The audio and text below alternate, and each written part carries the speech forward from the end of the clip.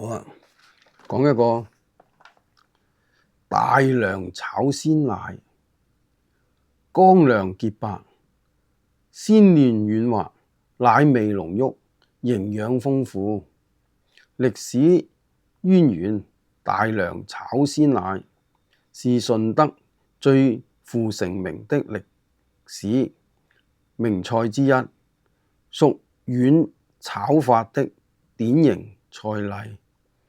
因首創於順德縣大良鎮，故名，其約有70多年，有說100多年歷史。抗日戰爭勝利後，蔚為盛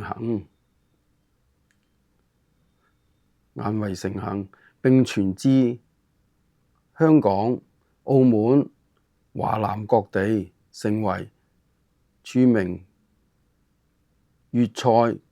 見《中國烹飪史簡編》，散文大師秦牧繩讚此菜風格獨特，莫測高深。別一作家端木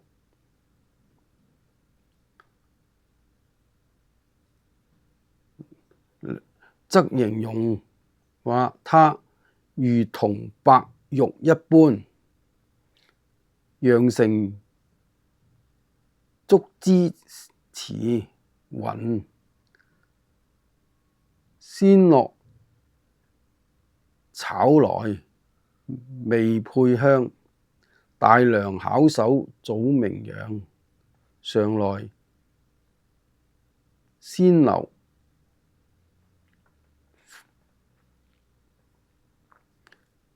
軟滑清甜見所長。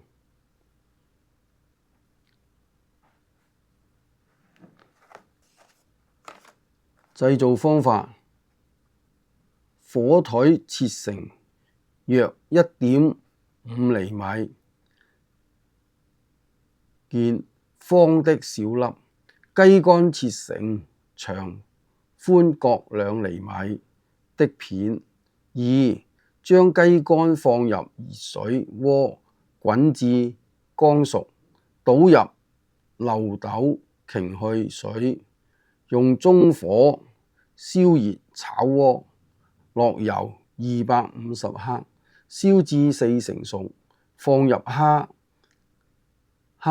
雞肝過油至熟，倒入罩呢擎去油，用中火燒熱炒鍋，下牛奶，燒至微滾成起，牛奶與生粉調校，避免生粉粒狀，與雞蛋白、雞肝、蝦仁、蟹肉、火腿一併倒入攪勻。4. 用中火燒熱炒鑊，落油糖，落油推鍋後，倒回油盤，再下油25克，放入已拌了的牛奶，邊炒邊翻動。炒奶時要順一個方向攪動，邊加油2次，每次20克，炒成糊狀，再放入欖仁，淋油5克，炒焯上碟。牛奶不瀉不焦，成品似山形，呈乳白色，鮮明油亮，